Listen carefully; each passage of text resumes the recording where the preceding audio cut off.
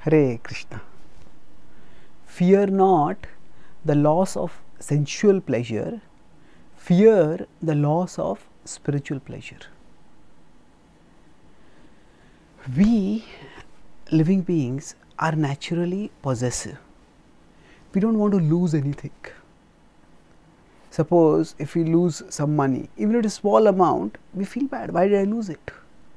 Suppose if we are going for a very important engagement meeting where we might earn thousands or millions of dollars, and if while going along we lose our wallet which had a few dollars in it.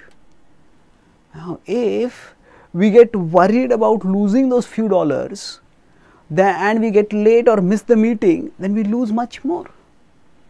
So we, even when we are going to lose something, we have to choose intelligently where I can cut my losses, which option will cause me the least loss. When we live in material existence, we are habituated to worldly pleasures, and that's why we feel that if we have to practice any process such as the process of spiritual growth, which requires us to regulate our worldly enjoyment, then we feel, oh, I lose so much pleasure. How can I live without this pleasure? And this thinking by which we feel deprived makes us fearful. No, I cannot take this leap. I cannot explore spiritual life. How will I live without this worldly pleasure? However, we need to turn this thinking around and realize that if we hold on to worldly pleasure, then we end up losing spiritual pleasure, because we have only one consciousness, and that consciousness can be focused either on the world and its the pursuit of pleasure here, or it can be focused on Krishna and the pursuit of pleasure in loving service to Krishna. So if we understand that actually remembrance of Krishna and service to Krishna give us far greater pleasure than whatever pleasure we might get at the sensual level, then our worry will shift. Instead of worrying about the loss of sensual pleasure, we will worry about the loss of spiritual pleasure.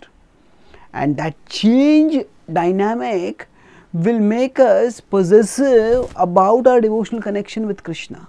That possessiveness of when directed towards our consciousness, by which we hold tight to our consciousness and hold it off and offer it determinedly to Krishna, that is very positive.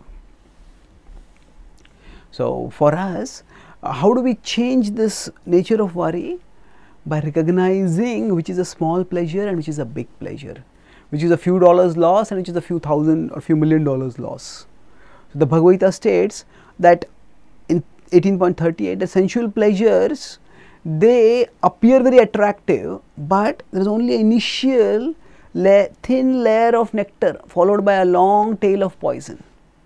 In contrast, in spiritual joy, in higher happiness, there is a thin layer of poison, but there is a long layer of nectar.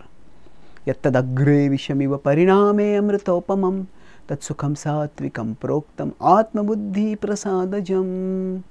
So by understanding that spiritual happiness is far greater than worldly happiness, no matter how it appears at first glance, we can change our fear, and fear not the loss of sensual pleasure, but the loss of spiritual pleasure. Thank you. Hare Krishna.